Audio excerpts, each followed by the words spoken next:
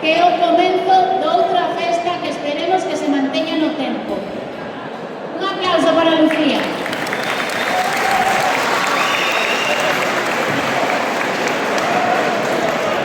Boas tardes a todos e a todas.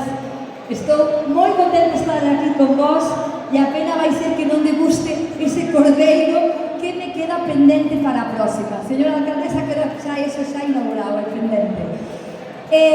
A sorpresa que vos traemos aquí a todos e a todos é que o próximo 7 de agosto, gracias á Consellería de Cultura da Xunta de Galicia, traemos un concerto con toda a miña banda, con todos os meus músicos aquí a Larauca!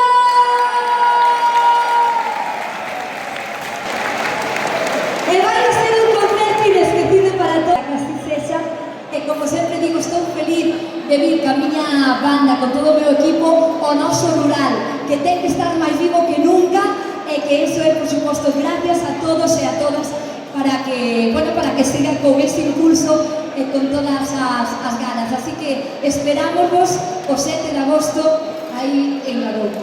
A invitados para que disfrutemos todos da música en directo. Gracias.